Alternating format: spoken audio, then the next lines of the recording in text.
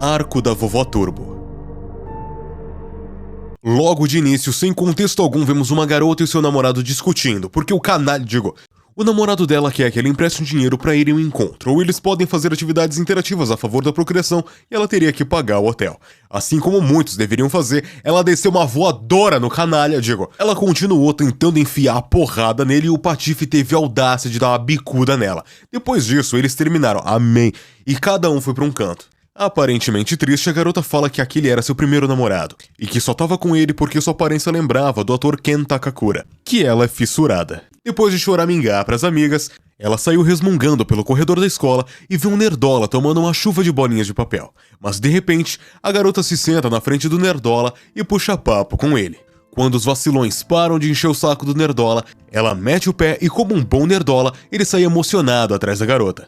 Considerando o fator de ser muito nerd, ele grita o nome da garota que finalmente o autor quis contar pra gente. O nome dela é Momo Ayase. Sendo um nerdola, ele puxa aquele papo tenebroso com a garota, dizendo saber do que ela gosta e isso justificaria ela ter ido falar com ele. É muito nerd.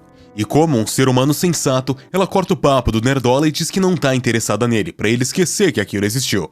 Mas da forma mais nerd e estranha possível, e ele mostra pra ela a revista que tava lendo quando os dois interagiram por segundos.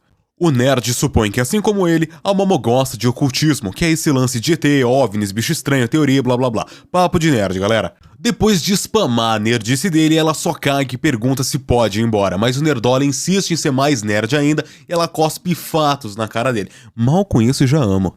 Apesar de pisar e cuspir no coração do pobre nerd, ela fica com peso na consciência e se desculpa com ele, dizendo que apesar de não acreditar no papo de alien, ela acredita em fantasmas. É um pior que o outro. De uma forma muito parecida com os otakus, os dois começam a debater sobre coisas que não existem, mas com argumentos muito fortes, já que a avó da Momo é médium e o garoto é nerd. Ambos tinham justificativas incríveis para passar vergonha. Desse debate extremamente necessário, a Momo propõe uma aposta. Se o nerdola vê um fantasma, ele vira o garoto de recados dela, mas se ela vê um OVNI, ela vira dele. Já de noite, o cenário muda para um hospital abandonado conhecido por ser um santuário para aliens, e se você convocar um OVNI no telhado, será abduzido. Eles ficam em uma ligação pelo telefone e vão conversando sobre os supostos aliens e o que aconteceria se aparecessem lá, até que a Momo tem a brilhante ideia de perguntar se ele já viu alguma coisa depois de ter perdido tempo indo lá. O garoto também foi para um local onde supostamente tinha um espírito, um túnel que estava bloqueado e parecia sem fim, com uma fama na internet de conter espíritos lá dentro. Assim como a Momo, depois de perder tempo indo lá, ele pergunta se ela já viu um espírito e ela diz que não, mas que mencionou anteriormente que a avó dela tinha poderes psíquicos. A avó da Momo é quem criou ela depois que os pais se foram. Sempre que ela saía, a avó dela pedia para fazer um feitiço, colocando a mão com o dedo apontado para cima em sua cabeça. Mas por ser algo muito peculiar, quando era pequena as crianças zombavam dela. O pior foi quando o garoto que ela gostava zombou dela e ela acabou falando coisas horríveis pra avó.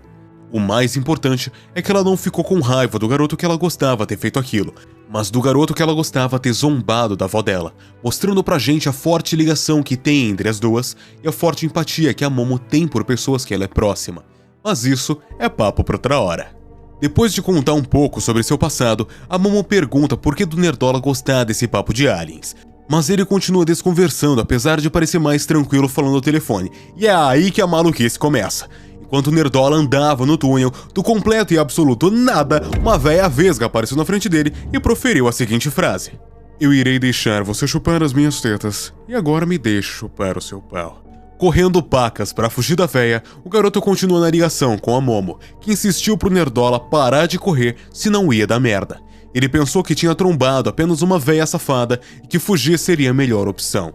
Depois de sair do túnel, o moleque subiu na bike e deu a vida pedalando. Mas se a vovó Turbo te ultrapassar, você será amaldiçoado. Depois dessa maluquice, a Momo fala pra ele aguentar firme que ela tá indo pra ajudar. Mas do completo e absoluto nada, 3 malucos com cara de safado aparecem na frente dela e a sequestram. Quando a Momo acorda, ela já tá presa no que parece ser a nave dos aliens com cara de safado. Eles a saúdam e dizem que são conhecidos como Serpo, e que vieram do planeta... Serpo. Enfim, tudo alien com cara de safado. Eles explicam que o motivo do sequestro é porque a espécie deles é composta na maioria por machos com cara de safado, Portanto, eles tiveram que se reproduzir usando clonagem. Mas como a evolução biológica não acontece entre indivíduos idênticos, a raça deles perdeu a individualidade e virou geral alien com cara de safado. Para voltar a se reproduzir de forma normal, eles querem as bananas dos humanos e eles vão cometer crime com a Momo para poder reproduzir, extraindo o útero e a banana dela para realizar outras pesquisas. Obviamente, ela nega esse papo torto dos aliens com cara de safado e resiste, mas eles têm poderes psicocinéticos e para estimular ela estão afetando diretamente o cérebro. Ela resiste o máximo que pode, até que o celular dela começa a tocar no melhor timing possível e sem coincidência nenhuma do roteiro, era do nosso querido nerdola do ocultismo. Quando o alien com cara de safado se aproxima do telefone, a véia safada sai de dentro dele e dá uma bocada no Bilal alienígeniano no cara de safado. A véia já mostra quem é o mais safado entre eles e arranca o Bilal do alien fora, tacando ele na parede e segurando a ferramenta na boca. Mas, quem estava por trás disso não era exatamente a véia safada, era o nosso querido nerdola do ocultismo que perdeu na corrida pra véia e agora estava amaldiçoado por ela. Sem entender nada que estava acontecendo, os caras de safado vão comprar briga com a véia que tomou o corpo do nosso nerdola e é aí que vemos a verdadeira aparência dos caras de safado. Eles são uns bichos indescritivelmente feios e a primeira frase que os caras me falam depois de revelar a aparência é "Nos dê sua banana". Esse mangá é bom demais, puta merda. E agora que eles estão em sua verdadeira forma, os caras de safado começam a disparar poderzinho pra atacar a véia. Mas ela é extremamente rápida e dá o bote em mais um Bilal, castrando o outro cara de safado. Mesmo castrando dois deles, o último que sobrou consegue acertar o porradão de poderzinho na véia e o nosso querido nerdola parece recuperar o controle. Antes de tomar mais surra, ele diz que vai dar tudo o que ele tem, porque sempre quis conhecer os aliens. Por não ter amigos, ele achou que os aliens talvez quisessem ser amigos dele, e desde criança ele tentava chamá-los para levar ele embora. Mas nunca apareceram. Ninguém nunca notou a existência dele a não ser para atacar bolinha de papel, mas a Momo sim. A Momo foi e defendeu ele. Então se alguém tocar nela, mesmo que seja um alien cara de safado, ele não vai perdoar. E chegando no ápice do discurso clichê, ele volta a se transformar na véia safada pra castrar o último cara de safado. E aí 2 quadros depois, toma uma surra de novo. Ai, mas ele não é o protagonista. Eu não chamaria ele assim, considerando que a Momo é quem apareceu primeiro. Teve mais tempo de tela, mais desenvolvimento e só pra gabaritar desbloqueou o poder do Forico depois do flashback. Lembrando dos ensinamentos de sua avó, ela desperta e consegue usar os poderes psíquicos também. O alien explica que depois de estimular as ondas cerebrais dela com a psicocinese, os chakras dela foram abertos, mas geral sabe que foi o flashback. Agora que ela é roubada, com a mesma voadora do começo, ela desce o pé no alien e explode a lateral da nave. Com todos os caras de safado derrotados, o problema era lidar com a véia safada que possuiu o corpo do nosso nerdola de novo.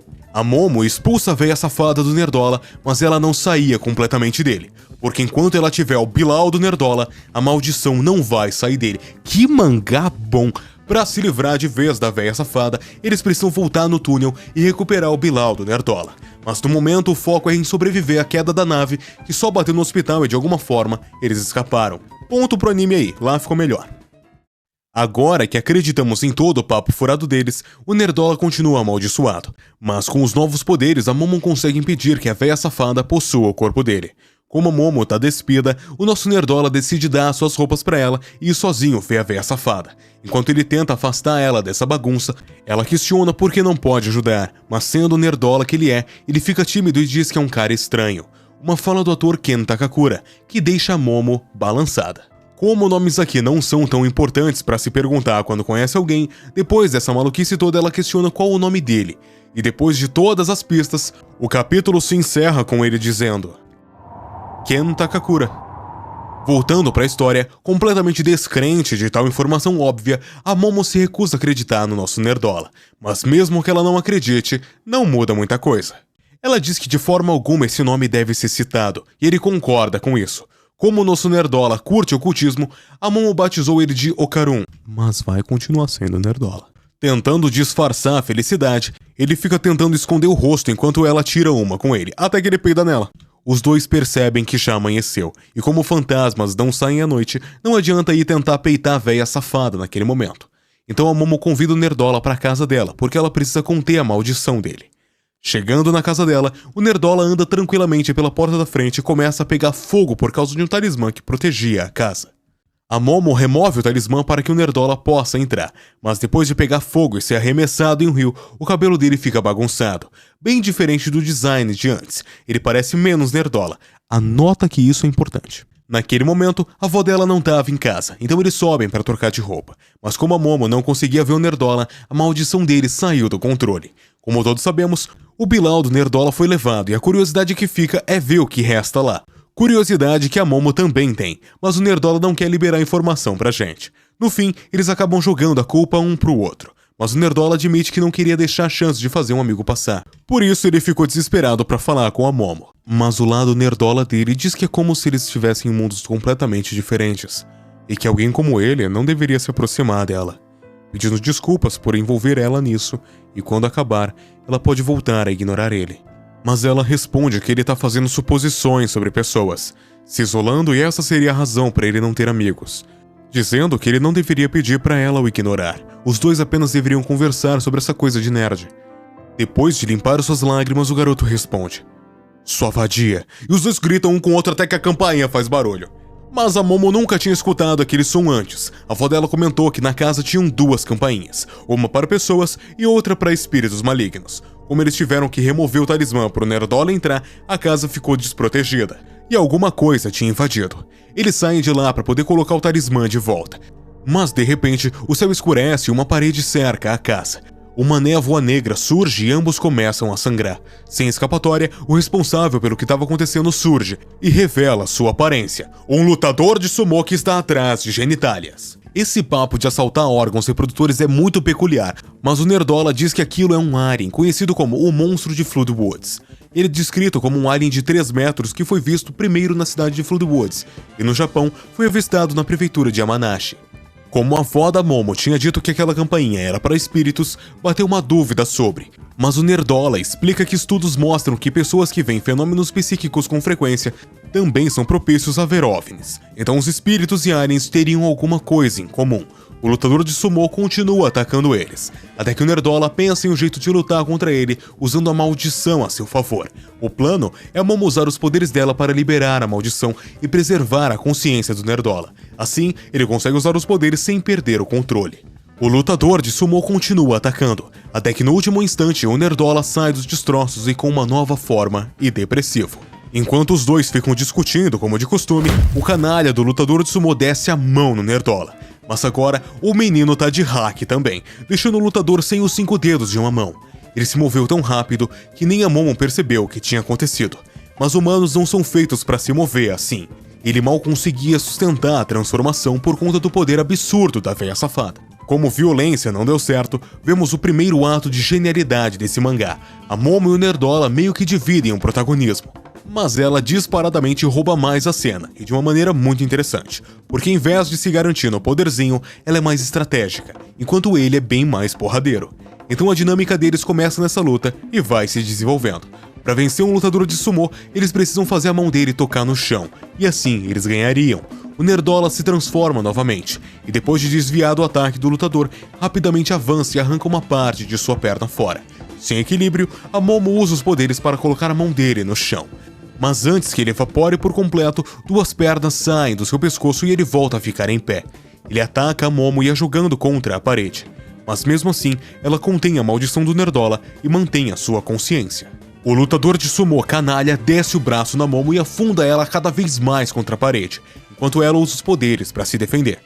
O novo plano era abrir um buraco fundo o suficiente para caber os dois lá dentro, e ela colocar de volta o talismã no arco da casa, fazendo o ET virar churrasco.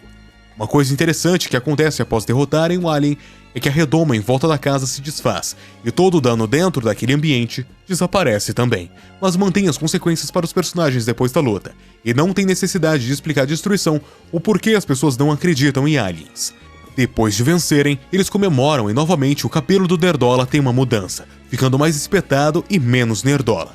Como a Momo recebeu muito dano durante a luta, ela acaba desmaiando, e a maldição da véia safada toma o corpo do garoto. A cena corta para um programa de TV, com uma adivinha chamada Santa Dodória errando tudo sobre um convidado e fazendo as pessoas duvidarem de seus poderes. Mais tarde, ela vai embora e o taxista que estava levando pergunta sobre os seus poderes, mas ela logo a interrompe, dizendo que era melhor deixar ela ali caso não queira morrer. Voltamos para a véia safada e antes que ela devorasse a Momo, um pedaço de madeira com um círculo e prego atinge a fuça da véia e ela começa a pegar fogo. Sim, ela apareceu. A Gold, vovó da Momo, chama a véia pra porradaria. À primeira vista, pensamos que ela é uma senhora, mas felizmente o autor nos surpreendeu novamente e podemos ver que a Gold é a Gold. Tendo um design de personagem que lembra um pouco o penteado de uma bruxa, mas com uma estética mais moderna. Voltando pra maluquice, a véia safada fica emputecida e vai pra cima da Gold atacando o seu ponto cego. E de novo, começa a pegar fogo. A habilidade da Gold é usar uma agulha, linha e pesos para criar barreiras. Se ela usar a agulha fora do círculo, toda a área fora dele vira uma barreira. Mas se ela colocar dentro do círculo, o interior vira uma barreira e sair ou entrar dessas barreiras resulta em virar churrasco. Mesmo a Gold sendo a Gold, a véia também não é pouca coisa, já avisando que não dá pra segurar ela dentro daquele círculo pra sempre. Mas vemos o motivo pra avó da Momo ser a Gold, quando ela revela que o plano era prender a véia na barreira, não pra deixar ela lá. O que ela queria é impedir que a véia corra enquanto ela desce o bastão pra matar ela. Enquanto descia a porrada na véia, ela foi criando um outro círculo em volta pra atacar diretamente. Mas antes de vermos o que acontece, a cena corta pra Momo já acordada e indo perguntar pra sua avó sobre o espírito. A Gold questiona a Momo, porque ela não acreditava em fantasmas, que ela era apenas uma psíquica louca que estava apenas fingindo. Arrependida, a Momo se desculpa com sua avó e pede pra ela falar o que aconteceu com o Nerdola. E sua avó diz pra ela apenas ir conferir o templo que tem dentro da sua casa. Rapidamente, a Momo se levanta e diz, sua vadia velha de merda, e manda o clima jogar no Vasco. Com muito peso na consciência, ela corre até o templo enquanto se desculpa pelo que aconteceu, e quando abre a porta, o Nerdola tá lá inteiro.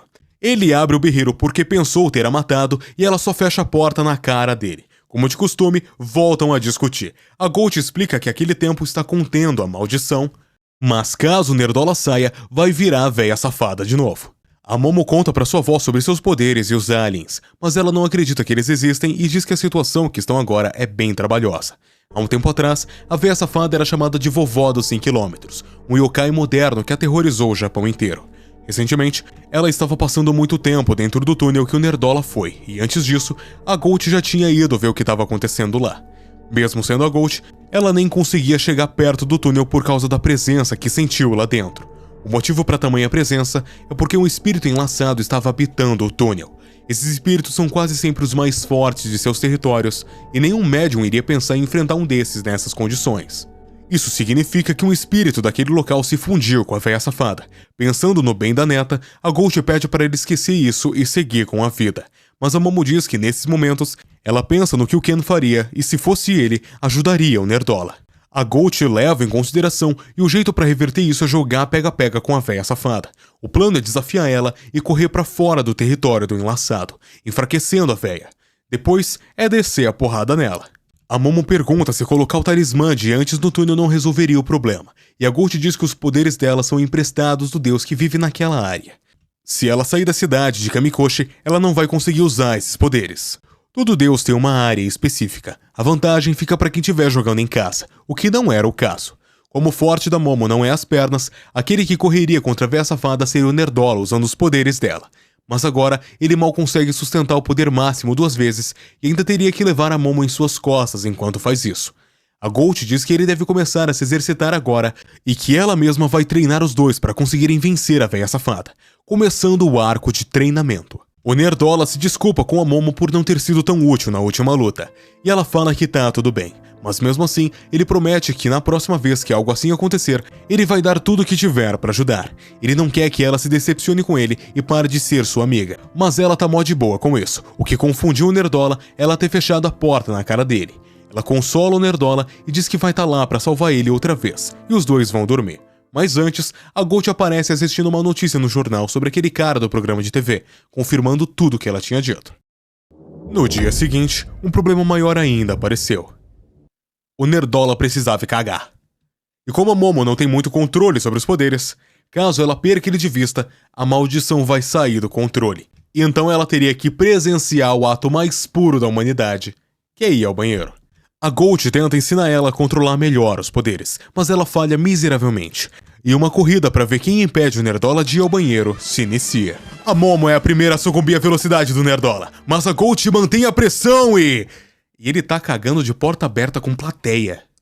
A Momo falhar miseravelmente antes é porque aquele hack que ela liberou são seus verdadeiros poderes. Mas eles foram selados e ela precisa ir liberando isso com o passar do tempo para ter acesso completo a eles de novo. Como o Nerdola vai demorar para ficar pronto, ela tem tempo para desenvolver melhor os seus poderes também.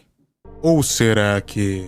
Enquanto o Nerdola fazia o número 2, de repente o tempo para.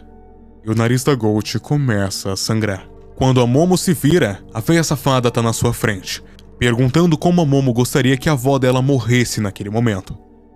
Durante a estadia dela no corpo do Nerdola, ela poderia matar qualquer coisa que olhasse pra ele, começando pelo arco de treinamento, porque se eles não fossem ao túnel naquela noite, ela usaria o corpo dele pra matar geral. A véia some e o tempo volta ao normal. A Momo explica a situação e eles começam os preparativos pra ir amassar ela na porrada.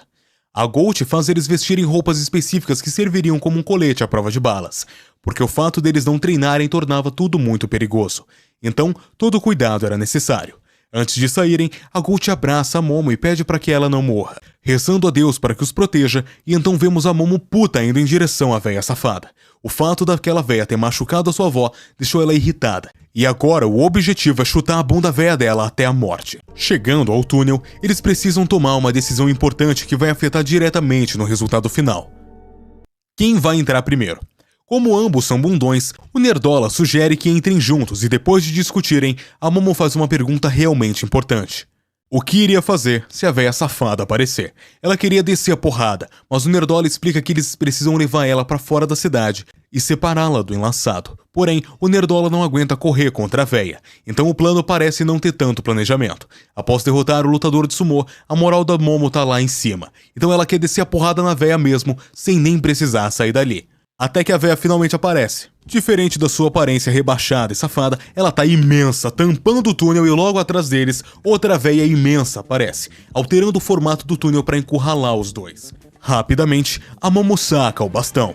Não, pera. Ela usa os bastões da sua avó para acertar a véia à distância, mas os olhos dela se transformam em bocas e devora eles. Como a Momo falhou miseravelmente, o Nerdola pede para liberar o poder dentro dele. Depois de ficar bad vibes e incentivado pela Momo, o Nerdola faz nada, porque agora o seu Bilal estava de volta e ele não tinha mais os poderes da véia. Porque de forma alguma ela seria tão burra a ponto de deixar eles baterem nela com o próprio poder dela. Agora que o plano deu errado, a véia iria devorar os dois, até que a Momo usa seu protagonismo para lembrar de algo muito importante. A véia coloca toda a confiança nas pernas. E antes de serem comidos, ela chama a véia pra uma corrida, e voltando com a aparência de antes, abre aspas. Mas nem fudendo que eu ia perder na corrida. A véia caiu no conto do vigário e decidiu jogar contra os dois. Tudo que ela queria era saber as regras e a linha de chegada.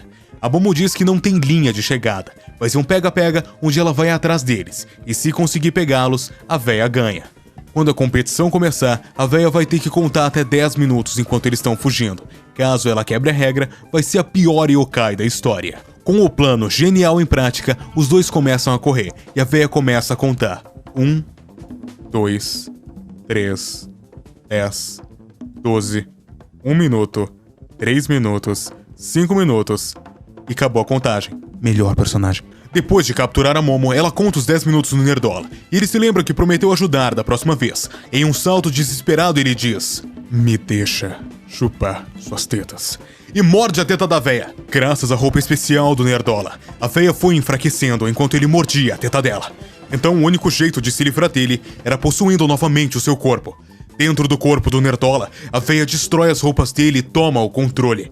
Mas a Momo usa seus poderes para sentir a presença da véia, e mesmo sem enxergar, ela suprime o seu poder. Recuperando parcialmente o controle, o Nerdola liberta a Momo, e agora ela consegue segurar a véia dentro dele. Mas aquele lugar era perigoso por ter um espírito enlaçado, e depois que a véia ficou presa no Nerdola, o espírito saiu da toca para atacar os dois. O espírito daquele território é um caranguejo imenso, com várias faces em sua concha e muitas bocas em sua... boca. Eu falo melhor da origem e inspiração para esse design em outro vídeo. Vou deixar aí no card. Continuando, os dois seguem fugindo do caranguejo imenso enquanto a Momo tenta transformar o Nerdola. Como a véia é chata demais, a Momo decide tocar nela fisicamente. E depois de estrangular a véia, o Nerdola se transforma e foge do caranguejo. Ele salta da estrada que estavam e usa suas pernas como uma hélice para diminuir o impacto da queda, mas caem no chão igual merda. Nunca entendi isso direito. Copiando eles, o caranguejo imenso pula também e destrói tudo na hora de aterrissar. Agora, na cidade, os dois teriam que correr à plena vista de todos. Mas algo muito interessante dessa obra é que os espíritos não podem ser vistos por pessoas comuns. Então o caranguejo imenso não podia ser visto, e o Nerdola não aparentava estar transformado, mas continuava correndo rápido para outras pessoas. Sabendo que não dava para fugir naquele ritmo do caranguejo imenso, a Momo pensa em um plano genial que consiste em invadir um prédio com águas termais e usar a água para ferver o caranguejo por dentro, imobilizando ele. Um plano deles finalmente dá certo, e eles conseguem se aproximar da fronteira da cidade, mas notam que a rua estava bem mais vazia do que antes, e uma pessoa aparece lá no fundo.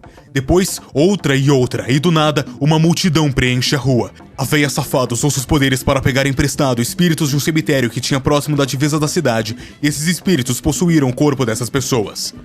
Cercados por todos os lados, a Momo pede para o Nerdola ir com tudo pela segunda vez e fugir de lá. Mas a distância que ele conseguia ir não era o suficiente para saírem da cidade, então era uma aposta muito arriscada. Rapidamente, ele passa pelo exército de figurantes possuídos e seu corpo chega ao limite. Como eles se moveram rápido demais, a Momo não conseguiu manter a véia safada dentro do Nerdola. Agora que ele estava livre, além do exército de figurantes e o caranguejo imenso, eles teriam que lidar com ela também. Diferente dos outros capítulos, no capítulo 7 é a primeira vez que temos uma representação visual mais clara para os poderes da Momo, com ela criando suas mãos. Voltando à forma de espírito, a véia safada entra no corpo do caranguejo imenso e se fundem novamente, ficando horrível, mas muito forte. Após jurar que ia matar os dois, a véia diz que daria mais 10 minutos para eles correrem, mas a Momo fala que apenas 1 segundo é necessário, e um trem indo em direção à divisa da cidade passa naquele momento. Com seus poderes, ela pega o Nerdola e se agarra ao trem que tinha uma velocidade máxima de 120 km, 20 a mais do que a véia Turbo. Mas infelizmente, mesmo tendo uma velocidade máxima acima da véia, o trem precisa reduzir a velocidade a todo momento. Então a véia iria alcançar eles de boa naquele ritmo. O plano desde o começo era fazer a véia alcançar o trem e segurar ela até que ele chega na cidade de Kamikoshi, onde a Gold pode usar os seus poderes e queimar a véia até ela ser exorcizada. E enquanto o espírito queimava, os corpos de meninas saíam de dentro dele, e com um sorriso, se dispersavam no ar. Com a véia safada virando purpurina, os dois encontram com a Gold na estação e vão prestar homenagem no túnel onde estava a véia safada. A Gold diz que não gostaria de ter pego pesado com os espíritos daquele lugar, porque naquele túnel aconteceu uma série de assassinatos de adolescentes, que foram violadas e que não desejavam se tornar um espírito maligno. Os médiums vinham tentando achar a véia safada há um tempo e encontraram um padrão no seu comportamento. Ela sempre aparecia perto de espíritos de garotas que morreram de forma extremamente trágica. Acreditavam que ela vagava para visitar os espíritos dessas garotas que não conseguiram descansar em paz e confortá-las. E então, voltamos para Momo chamando a Gold de vadia velha e brigando com ela por comida. Comendo caranguejo e se degladiando por mais, a Gold pede casualmente para ver se o Bilal do Nerdola tinha voltado, mas ele nega e os dois começam a correr enquanto a Momo devora o caranguejo. No final, a Gold desiste de ver o Bilal do Nerdola e como tá ficando tarde, ele vai voltar para casa. A Momo explica que o motivo dela ter feito isso era porque ele não estava a fim de comer o caranguejo e queria apenas animá-lo. Os dois se despedem, só que de um jeito meio estranho, e ambos ficam pensativos sobre isso. Até que a Momo toma uma atitude como sempre diz: até amanhã. Chegando na escola, nosso querido Nerdola continua sendo Nerdola, e ficou nervoso por não saber o jeito certo de fazer algo básico como cumprimentar uma pessoa. Ele vê ela esperando no portão da escola e pensa que ela estava apenas esperando outra pessoa, mas ela chega nele e diz que estão atrasados.